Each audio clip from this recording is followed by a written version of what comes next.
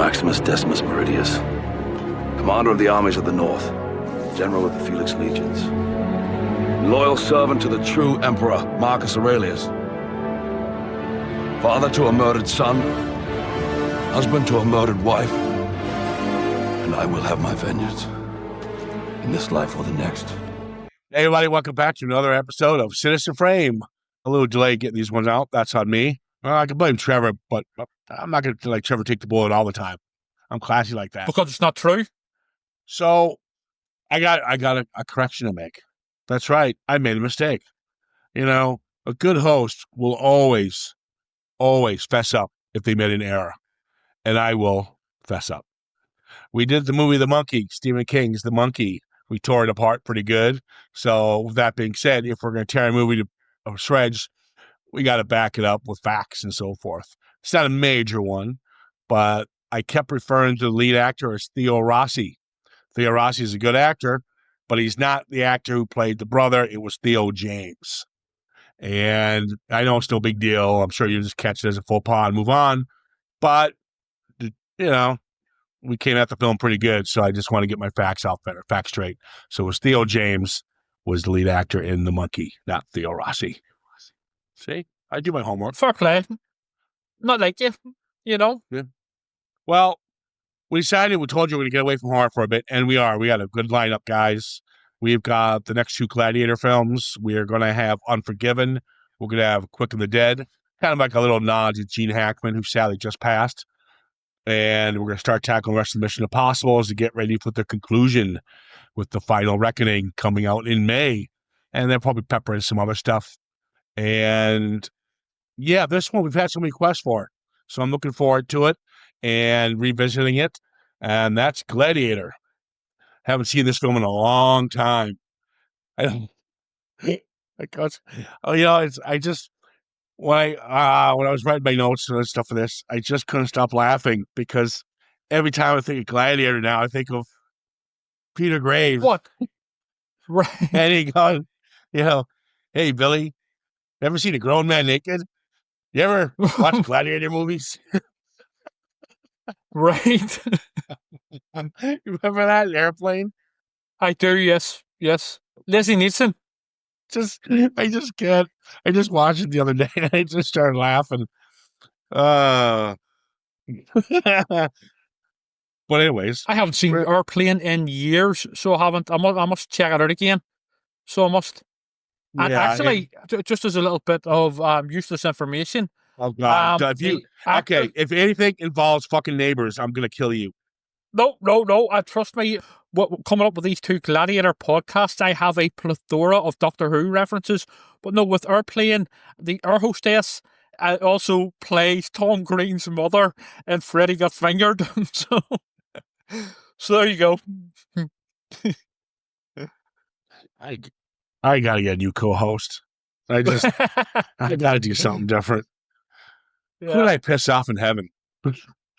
Or hell? Who did I piss off in hell to get you? Yeah, well, you ought to be just stuck with me. Fuck me. All right.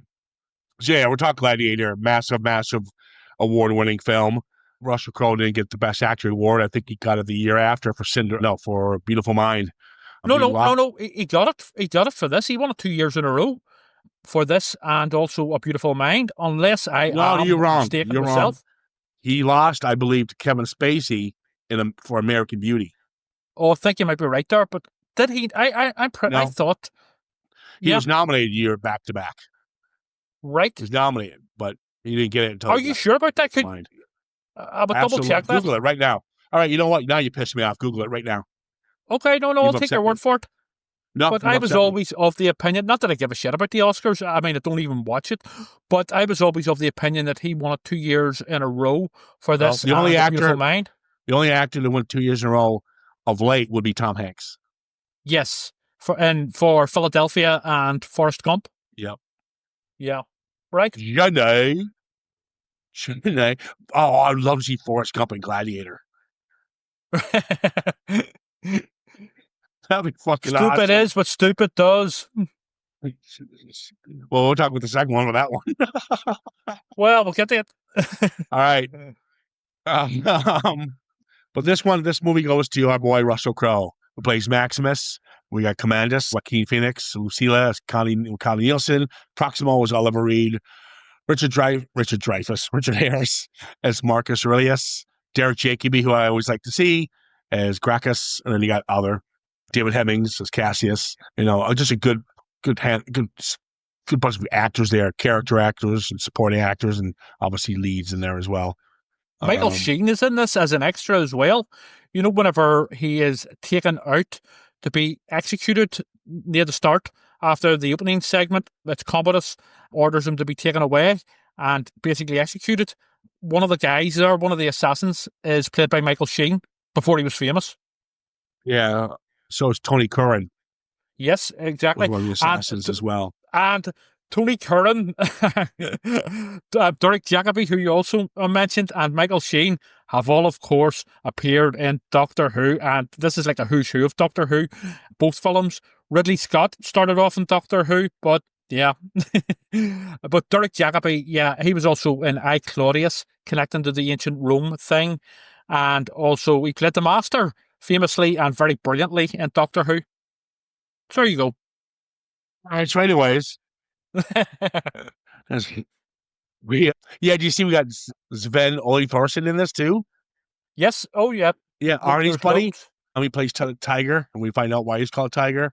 Yeah, and the big Gladiator guy. Yeah, he's the one he takes on 1-to-1, and then he brings out some tigers to help him. Yes. And then you've got, I think he's German, Ralph Mahler. He's been in quite a few things as well. Yeah, he plays Haig, and he's a good character too. So it has all these. It was nice to see other, these big guys are always like sidekicks of Arnie's or somebody, or always play like a Universal Soldier or something, like a robot. So it's nice to see them getting their due on bigger roles like this. Yeah. So I wanted to give them a little shout out. But you got some great actors in here. You got Jaimon Unsu, who I like to see a lot. He plays Juba. Yes. So again, just a wonderful cast. And I've always liked Connie Nielsen. She's cute. She is, yeah. I mean, she's very strong here. Well, we'll get their performance in the second one soon enough. So we open up like I always like to see a good action sequence, and he does the exact same thing in the second one. So what he does here is he sets you up within the first 10 minutes of the film.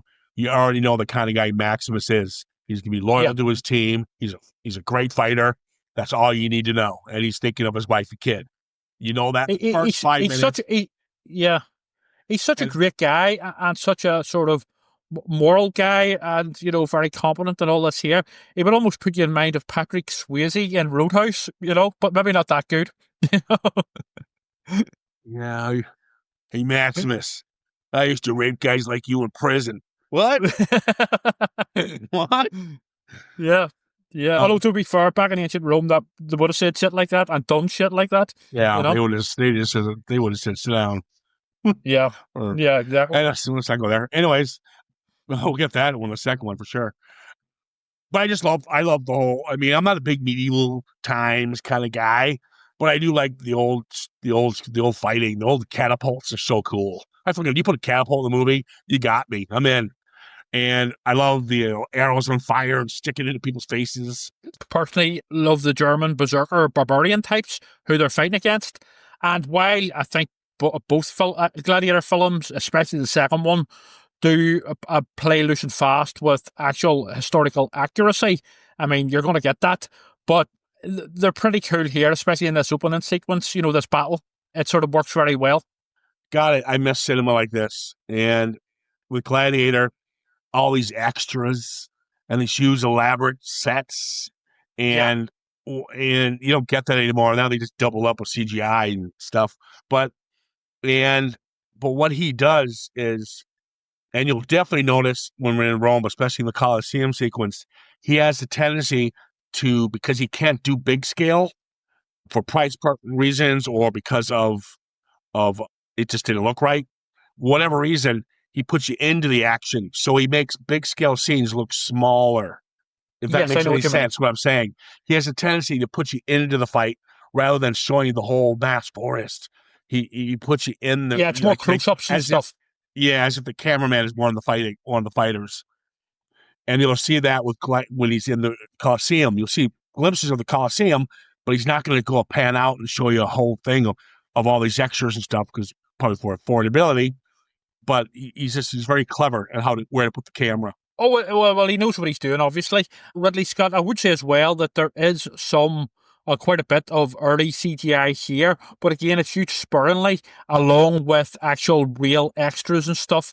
Obviously they've used it with things like, the sort of wide open shots of like ancient Rome and the Colosseum and stuff, but like you say, it's edited very quickly so you don't dwell on it, and there's plenty of actual, real actors and extras there, so it works.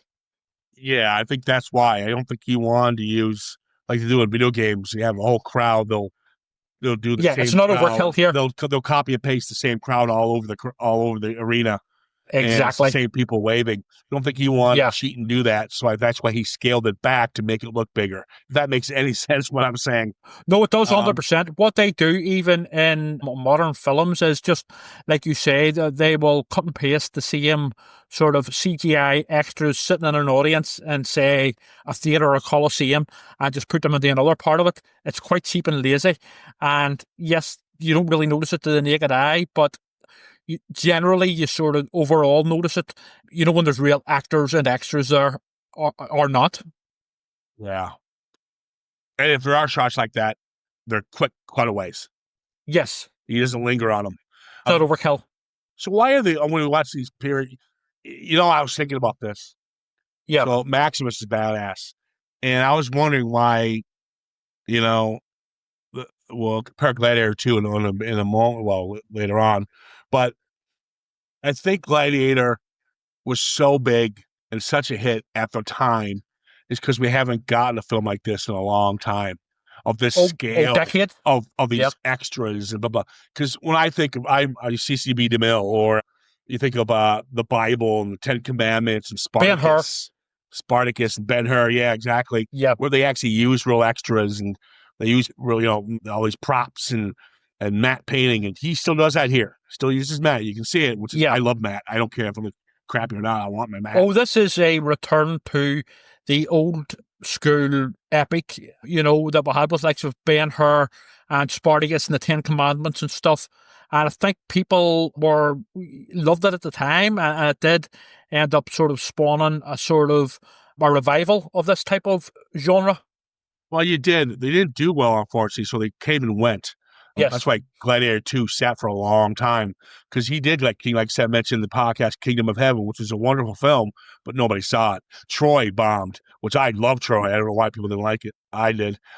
So you had these big, huge, massive budget films come out to piggyback on Gladiator, but they never found the audience, and there's way too much money involved. So studios cut back on them, unfortunately. So they lost again. You have that resurgence of films of these genres that come out once in a while, these little pockets of, and it happened, especially in the 80s, it happened quite a bit, like with vampire films, and you have werewolf films, and you have robot films, that kind of thing. Yeah. But unfortunately, I also remember one, probably about 10, 15 years after Gladiator Exodus with Christian Bale. So it was I like that one. And that's another one that got... I saw it in the cinema. That was really Scott. I can't really remember much about it. That was really Scott. Was it? I think it was. Right. And but that one did okay, I think, but it still wasn't the big hit they thought it would be. But the reason you see Gladiator 2's out now is thanks to films, well, quite frankly, Game of Thrones. Yeah, series, TV shows. Yeah, so I think that's kind of resurged it a bit. So it'll be interesting to see if the success of Gladiator 2, does another second coming of this genre. Let me ask you this. Speaking of the genre, why are the sons in all these films douchebags? I think Roman emperors, and not all of them, but I think Roman emperors in general were a bit crazy and known for being a bit insane. I mean, it actually touches on it a lot better, I think, although without as much depth here with Joaquin and Commandus in the second one. But the Romans were very, let's just say, promiscuous. They'd shagged anything. So there was all sorts of STDs and incest and stuff going on. So they were always a bit nuts, especially these, not all, but a lot of these emperors. So they're playing on that. And it works here, definitely, especially in this first one with Joaquin, who is absolutely fantastic in the role. Yeah, the character is. I got confused with the character. Commandus, whatever his name is. Commodus. Commandus. See, they pronounce. I see Commandus, but it's pronounced something different. So I'm Yeah, going to butcher Commodus. these. I don't give a fuck. I'm going to butcher these names. And Right, so it's okay for me to. It's not okay for me to butcher Michael Douglas. Okay, first of all, the names here spell the way they sound. Commandus, and I guarantee you I'm saying it right. But there's probably some kind of an accent you're supposed to say with it or something. Commodus. That's different. Michael Douglas is an everyday hustler. I mean, what the fuck? How could you not say his name? And who's the other one? Well, I'm getting the Roman ones right, so that'll do me. Who's the other one you always fuck up? It's hilarious. Like tomato. Let's call the whole thing off. I don't give a shit. What's the Corey's name? Corey, what's his name? The young actor. Corey Feldman. What's his name? Corey Feldman. Corey Feldman? No, Feldman, I would say. No, there's no I in it. I know, but it's just the way it can be pronounced. It's the way it's not spelled? Is that what you're going to say? Look, the bottom line is you are mispronouncing Commodus. Show a bit of respect to the Emperor. Fuck him, he's a piece of douche. Well, I'm watching him, so the whole film was pretty much, it's a simple story, quite frankly. It is a very simple story. Well, until we get to the second one, fuck me. But the whole point is, obviously, Richard Harris, who I love. Yes. He's Aurelius. Aurelius, is that correct? Yes. Marcus Aurelius. Marcus Aurelius. I got the name right. Aurelius, I can say that one. And so he's pretty much on his deathbed. He knows that. He's letting his son know that I want Maximus to take over because you're not fit. You're a fucking idiot. And yeah, well, worse than an idiot. He's like immoral and he's like a piece of shit, basically. Well, at first I kind of felt sorry for him because there's Joaquin Phoenix is very good in this. I'm not a big Joaquin Phoenix depth. fan. It is superb writing and also acting, and I would even go as far as saying Joaquin Phoenix here is actually the real star of the show, as opposed to Russell's great, but he doesn't show as much depth. And you're completely wrong. You're completely wrong on that. No, he does show depth, great, but Maximus. No. Joaquin. Let me finish. What Russell Crowe brings to this role is what Clint Eastwood brings to his roles. He doesn't say much. He's reserved and quiet. He's Mad Max. He just wants to, he's there to do what he has to do, and he sells it by his emotions, by his looks, and the direction he's given.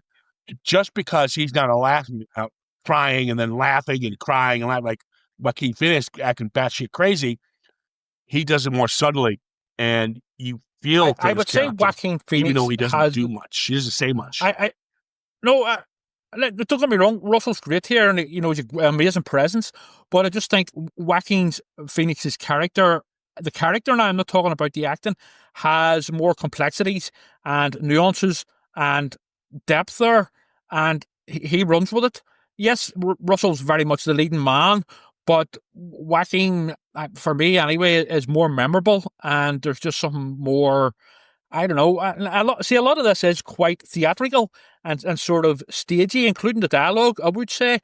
But, you can easily see this, a lot of these scenes performed on stage, and it's almost Shakespearean. But Joaquin, he can certainly handle, and I'm not saying Russell can't, but Joaquin certainly runs with the sort of complexities of the character of Commodus, and it's great. It's great to watch. Now, watching this film a couple of times and watching his performance, I was confused by it because when he kills his father, he's obviously crying because he doesn't want to have to kill his father, but he does it because he can't have Maximus, taking over what's rightfully his. And so, and then there's a scene where he sees the bust of his dad, his statue, and he starts fighting with a sword. Yeah. As if just to vent or to get a piece with what he did to his father, and he starts breaking down there. And so there's in the beginning, the first couple acts of the film, I kind of felt for the character because I felt like maybe he's not going to be giving his chance, maybe, but then you realize he's a fucking sociopath. Right. He's a sociopath. Yeah, and again, that backs up what I'm saying about Joaquin's performance and the writing of the character. because at Oh yeah, first you no. do I mean, I feel think sorry for every actor does their part. Yeah. But Russell Crowe had the harder role to play because he had to be more subtle, more reserved, and you still have the feel for that character. Where Joaquin, it's kind of like you playing the villain, playing the Joker, and everyone's gonna love the guy who plays the Joker because he's gonna go batshit crazy and just do what he wants. But that's not to take away from Joaquin Phoenix. This is probably, personally, I would say Joaquin Phoenix's best work. I would tend to agree with that. I mean, he's great in Joker, whether you like the film or not, but I think this is even better because it is, for me anyway, it's more subtle, and complex. You feel for this guy, and you realize he's probably a result of incest himself, because there's all sorts of little sort of subtleties and stuff, but you feel sorry for him in those early scenes when Marcus Aurelius rejects him for Maximus. It's good writing of a villain where the audience understands his reasons for being a villain. He's not just like, there's a reason for him being an asshole. In a way, I think I think he's an asshole anyway. Well, the film is whether Ridley Scott has a bomb or it's a good film. The one thing he always does right is cast well. Yeah. And this one, the cat, I didn't get his name. I should have wrote it down, but his character is Quintus. Good character actually, where he's the right hand man of Maximus. Yes. But yes. But he turns on, shit hits the fan, Commandus goes to Quintus, are you with me? Because you need to go get him. You need to go ahead, you need to execute him. Because Maximus says, I'm not going with you. Because he knows about the plan that he was supposed to take over, but now he's just going to go get his family. But now he finds out he's going to slaughter his family, so he's got to get back over there before his family's killed. And so Quintus has had nothing to do with that, but he does take the side of his emperor, which is kind of what you would do anyway, to be honest with you. But his character, again, in the background, has a good arc as well. Yeah. And all the characters have something to do. There's a point to them. There's a point to them, exactly. They're not just there for casualty. Yeah. They're not a slasher film, which I kind of wanted to see. And of course, when he gets to what they do to his kid and his wife, it's terrible. And it's a great scene because he's on the horse and it's only for 30 seconds, but it's on the horse. Then he's got a beard. So it just sees him and his horse pretty much, I think, dies just from getting there in time. Yeah. And he gets there and obviously the carnage has already happened. They hung his... They've been crucified, which was a regular way of killing people by the Romans. Yeah. And this is where we meet Ciaran and Trevor, who I'm a big fan of. He's a good actor. He's in so many films. Yeah, he's very good here. Again, and then he's got Hagen, who we meet, the big guy, and then we meet Proximo. Now, these three characters are the ones I really enjoy watching. I love seeing Oliver Reed. I've always liked Oliver Reed. We talked about him with Burnt Offerings. A little bit of a partier. I know him and Russell Crowe did not get along. Apparently, now, according to what I've read, apparently the reason Oliver Reed died during this, apparently he was sober for a certain amount of time, and I don't know how true this is, but it's what I've read reported, but apparently a member of the crew, whenever they were filming it, challenged him to a drinking competition, and that's what killed him. Now, I don't know how true that is or not, but, you don't challenge a fucking recovering alcoholic to a drinking competition. What the fuck? But who knows how true that is or, whatever. Well, you had three really great actors, David Hemmings, Oliver Reed, and Richard Harris. I love Hemmings' eyebrows, which are actually his own. Yeah. They all went through, I believe, their flashes of their demons with the drink, yeah. And sadly, they all died right after this film, or not during it. Yeah, Russell Crowe as well apparently has struggled on and off. I don't know how bad or how serious, but I know he's had some demons. I know he's taken some time off, and why a lot of those actors pull away from Hollywood and they pull away from the limelight. And good on Crowe. I'm a big Russell Crowe fan. Oh, I like him. Yeah. And do you know where he started off? Don't. Don't even. You say it. I'm done. I'm ending the podcast. Neighbors, everybody needs good. He did. He started Neighbors, so he did. Oh my God. And I would say as well that a few years ago, just whenever the COVID lockdowns were being relaxed, a couple of female friends of mine were in Rome on holiday, and they met him in a restaurant whenever he was filming the Pope's Exorcist, I think it was. And they said he was a great guy, really nice guy. Well, I'm sure he is. He's one guy I'd like to go out with and just hang and shoot the shit with. Yeah. Because you saw that he's just be like, the guy's guy. Be cool. Oh, yeah. Be cool to hang out with, I think. I do like when we're introduced to Proximo, and all of Reed is just, he plays a somber bastard great. And he's talking about how you owe me for those giraffes. They're queer. That's right. You sold me a couple of queer giraffes. That's right. They right. won't do anything. Yeah. And so They he don't gets mate. a deal, and this is where he gets a deal. So he ends up getting Juba, Hagen, and our boy Maximus. The Spaniard. And he gets to bring them to like Gladiator school. Yeah. Exactly. Yeah. And he ends up getting the trifecta because these three are all badasses. Yeah.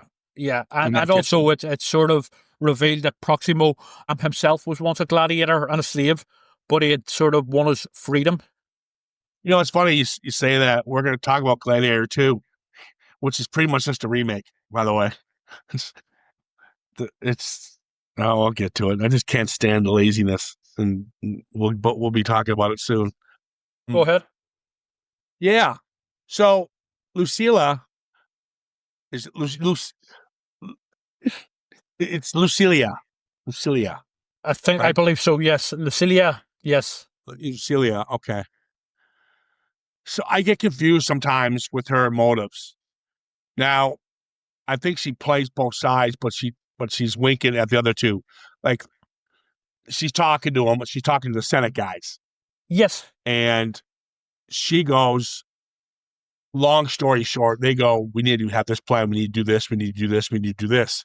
And she pretty much just goes, you speak out against my brother, he will kill you. You have to kill him. But she's on the side of the Senate. And Jacoby, essentially. Yeah.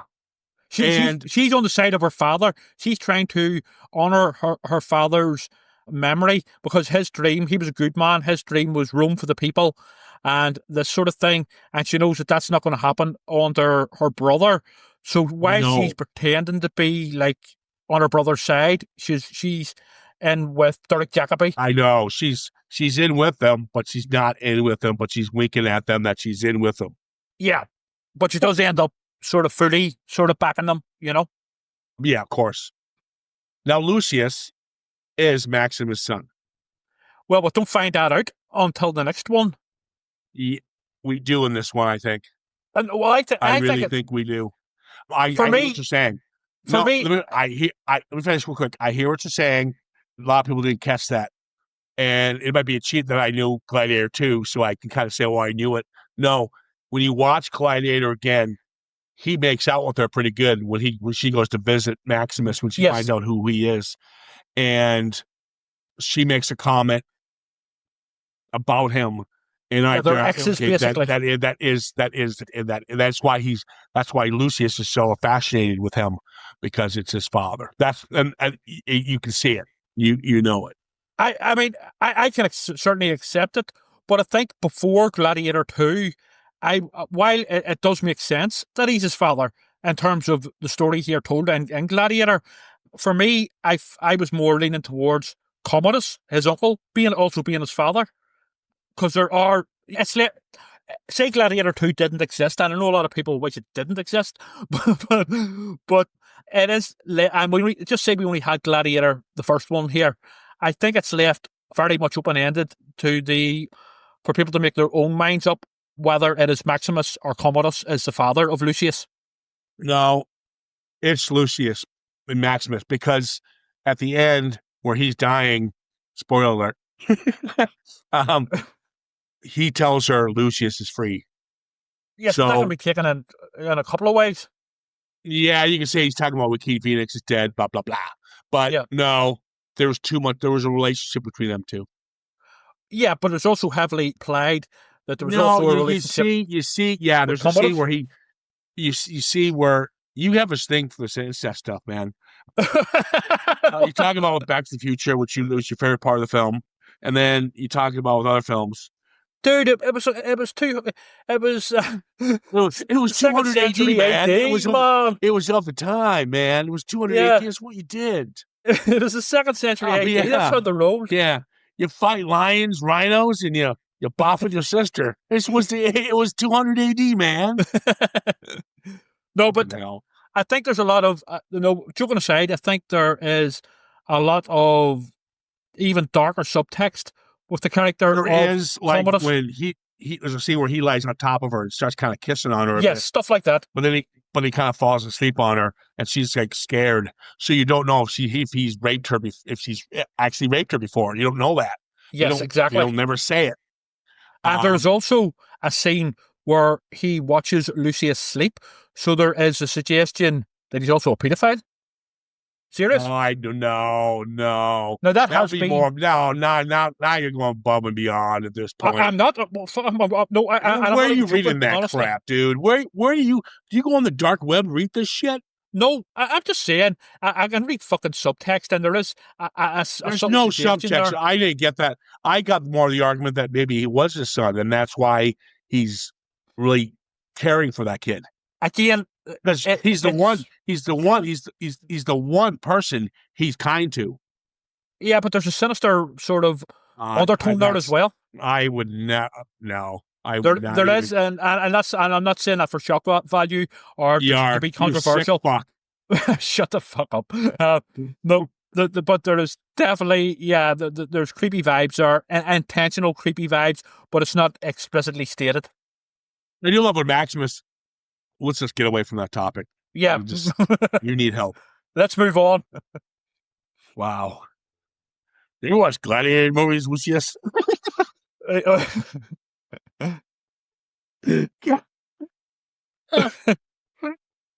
Oh, okay. You all right there? That was a good one. That was funny. Come on. That was all right. That was all right.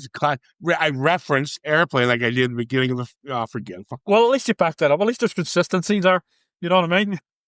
So, I love when Maximus goes, I refuse to fight. 3 seconds later, he's fighting. Yeah. We have no choice.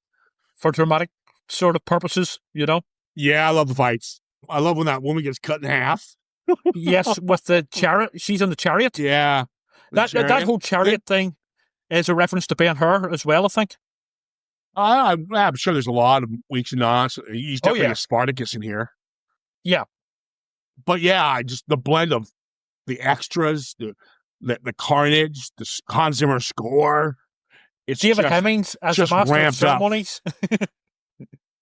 Who? David Hemmings as the master of ceremonies. You know, he has big eyebrows. You know, he adds to it as well. Yeah.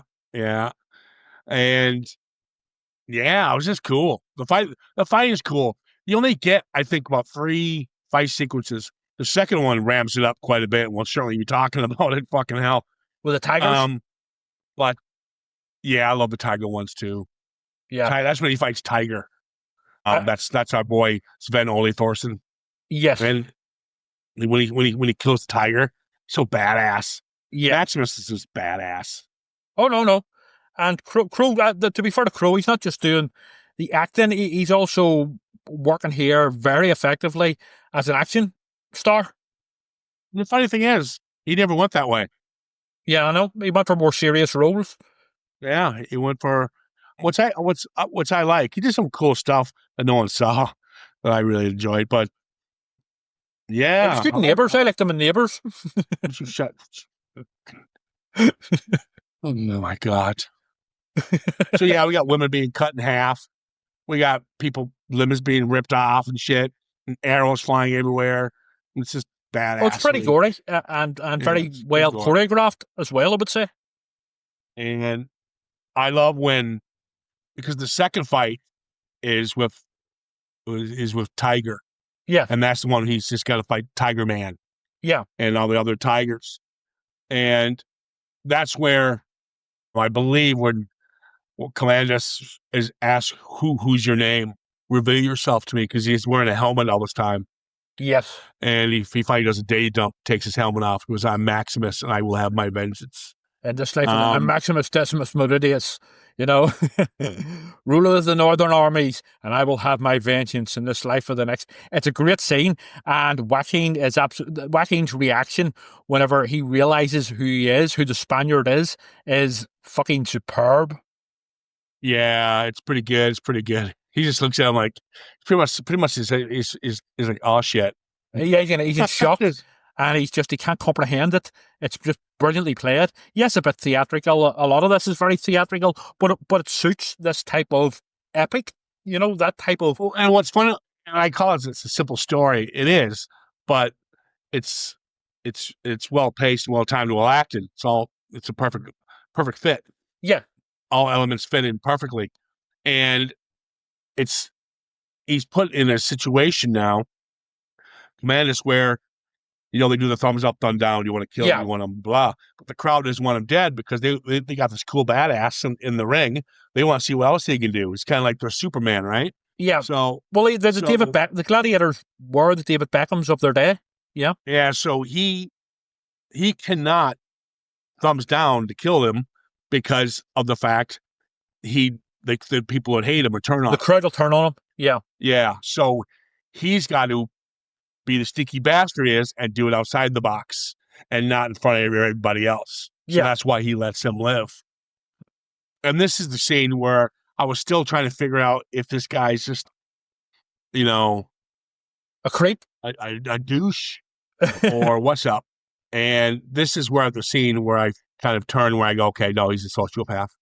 Yeah. And when Quintus Maximus, right hand, what was his right hand man, he's in command now. He's got pretty much what Maximus was doing. Mm-hmm. And so Quintus has been ordered to kill the 3 men who didn't successfully kill Maximus. That's right, yeah. And he goes, Quintus goes, look, these are good soldiers. They thought barbarians raided the place and took him. They thought he was dead. Mm-hmm. And his response is, all right, you go ahead and kill your men. And he makes you give the order to kill his men. And right there, I was like, okay, no, he's a sociopath. That was the scene where kind of like, okay, no, there's nothing good in this guy. He's basically, he's a sociopath, but he's also, he's nuts as well. But again, unlike what we get in the second film, it's so convincingly played and believably played by Joaquin. But we'll get to the second film soon enough, where there's no level of depth with the Emperors. There is another opposite kind of flip side of that coin, where we're taken now to the Gladiators scene where they're having dinner or lunch or whatever. And it's a nice little scene, but it's only about 30 seconds. And all it is Hagen and Maximus and Juba, they're having lunch, and he gets called up Russell Crowe to grab his lunch, and he doesn't want to eat it because he knows his time's up soon. He knows he's going to come after him.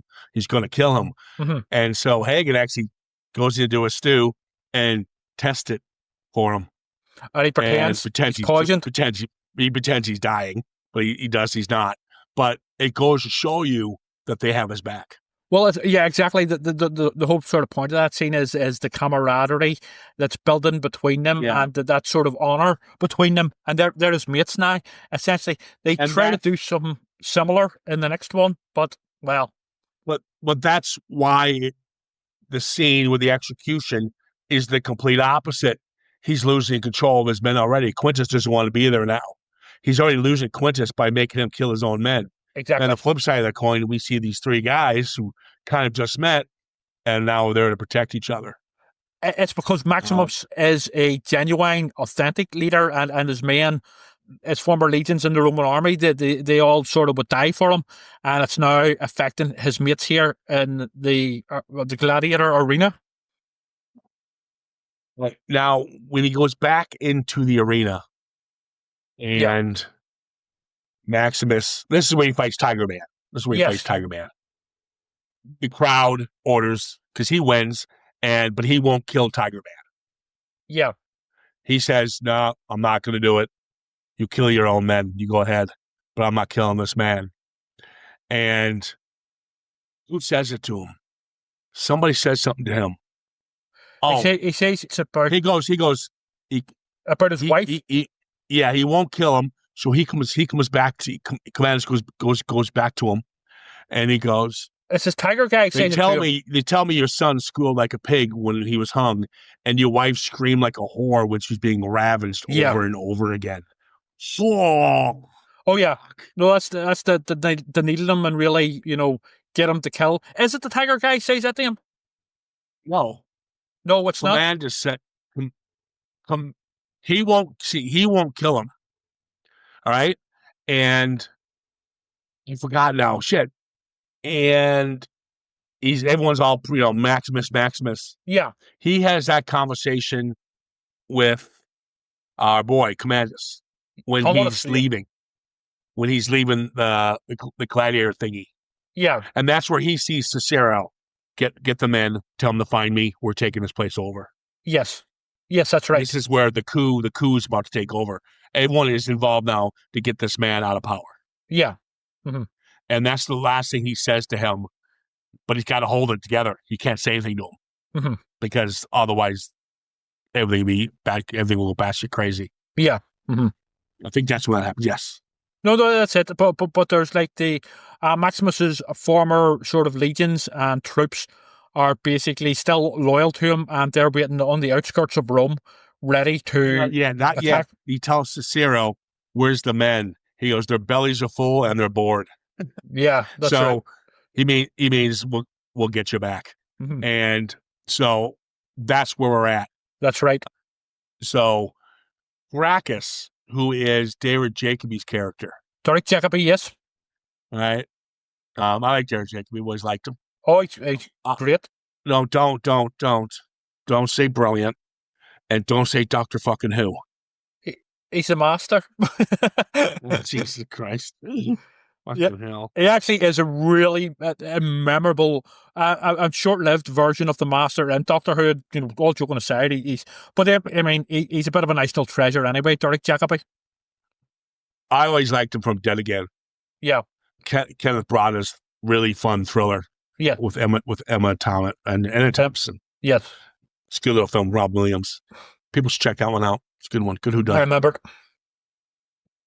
So he tells Gracchus, "Get me out of these walls, and in a few days' time, I will have 5,000 men to overthrow this freak." Yes. That's what he tells Gracchus. And then I will kill Commandus, and I will leave Rome. Yeah. So now Proximo is involved. This guy's cool, too, because you kind of didn't like him at first, but then he's like turning. He's like, you know what? I used to be like you, bud. I'm going to help you out.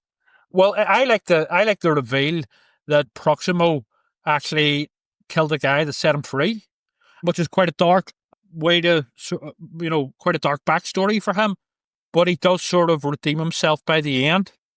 Yeah, exactly. When he gets a bunch of swords, shadows and dust stuck in him. Yeah, shadows and dust. Yeah. So, what happens to Gracchus though? Does he get? No, he survives. Somebody snitches. Well, I know he survives. He's in the sequel. Exactly. Poorly in the sequel, by the way. Yeah. We'll definitely get to that. But I'm confused here. Proximo, he approaches Proximo. I got your back, blah, blah, blah. Yeah. Gracchus is like, I'm all good. Lucilia's like, yep, I'm in. All right, so and Cicero is going to save the day. Yeah. Oh, get the troops. Mm-hmm. So we think. All right. And so it's Commandus works it out. No. Because Gracchus. Lucius puts his food in it. That's right. I figured that, yes. No, because the little shit, Lucius. Yes. He goes, where'd you learn a line like that, son? He says some kind of cool line or something. Yeah. And he goes, where'd you learn that line? And he whispers it into Commandus' ear. Yeah. And that triggers. But what's he say to him in his ear? Well, he basically confirms that his sister, Commodus' sister, has been basically passing messages to and from Maximus. She's been seeing Maximus. So Lucius knows this when he's a kid. But he puts his foot in it. He's just a dumb kid. He doesn't do it on purpose. Oh, I know that. Okay. And that's where Commandus finds out about the massive betrayal. Yes. And here comes the asps, the scene with the asp. And then you have the assassins coming in. Proximo pretty much sacrifices himself. Yep. Shadows and dust, he says. Yeah. And then we see Cicero. Cicero is hung. Yeah. And then Hagen gets a bunch of arrows put in him. Again, the reason I'm bringing up these little things exactly happens in the second one. Oh, no. It's pretty much mirror image film. Yeah. And we'll see if it's competent whatsoever. But here the coup, the uprising, is basically stopped. It's put an end to it. Commodus puts an end to it.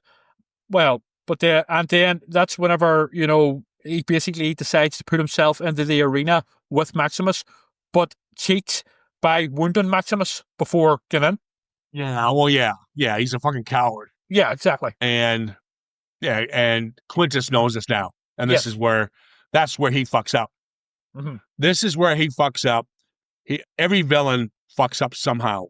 Yeah, and you right there, you're free. You already your go-to military man. You already made him assassinate a couple of his best men for no reason, and now you do this. Mm-hmm. He's like, nah. This is where it ends, and it comes together nicely because technically, he was fucked, Maximus. Oh God, there's a line where Lucius says to not Lucius, he says to his sister Commandus when he finds out all these people are being killed and assassinated for betraying him.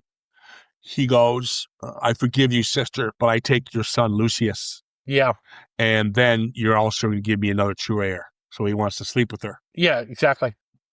And that's where you're like, yeah. And then, but yeah, the Romans were known for their incest and all sorts.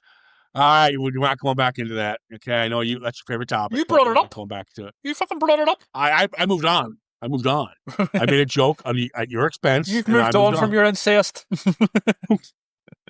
So, she was such children. I know. Oh, fuck, have we made it this far in life? Yeah, just about. Script through. Jesus. Yeah. Yeah, but when he I remember seeing that in the cinema when he stabs him, like, you fucking asshole. Oh, yeah. Yeah. Mm-hmm. And he puts the armor. But I love the fact where he's got no weapon, because obviously Maximus is kicking his ass. He's got no weapon. And he tells Quintus, give me a sword. Give me a sword. And he tells his men, do seize your swords. Do not give your swords to him. Yeah. Meaning he's going to go down. Mm-hmm. And then he goes down.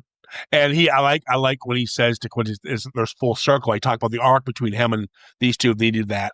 When he says, free the men. Yeah. That's all I'm asking you to do is to free the men. The slaves. And then you see his little happy place with his wife and son, and he dies. The afterlife. Yeah. He dies happy. The cornfield with his hand breathing through it. Yeah. And I know this, I'm making this sound more, but he's talking about getting to his wife and kid, and I love them. They're my everything. Yeah. But yeah, you had a kid of this woman. What's going on here, Maximus? It was ancient Rome, man. You know what I mean? Oh, God. It's 200 AD, man. Exactly. It's how they rolled.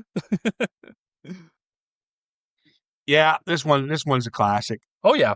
You can't touch Gladiator. It's definitely Ridley Scott's top 5, I'd say. Yeah. Oh, no, but definitely be up there. I think it's a great callback to those epics of like the 50s and 60s and stuff. If I had any sort of minor sort of criticisms, it can be a touch melodramatic and theatrical, but if you're going to do an ancient Roman epic, it sort of has to be. So it's sort of a moot point. You even said that. Yeah, you even said that yourself. It's Shakespearean. Yeah, tone. Exactly. Yeah. So thoroughly entertaining and ticks pretty much all the boxes in all the departments. Yeah, this is a good one. Yeah, this is a good one, guys. But we're talking about this one now, and we're about to move to the second one. I had to watch it. I've watched it 3 times. and I finally had my verdict. And it was a tough one, to be honest with you, because I was kind of like, God, this is so fucking entertaining, but it's batshit crazy. Yes. But I'll tell you my thoughts. So chime in for part 2. We're releasing it. Tune in next quickly time after this one. So, yeah, give us a shout there, guys, at Citizen Frame _ podcast on Instagram and, of course, Facebook. And, yeah, we'll see you next with Gladiator 2. Take care.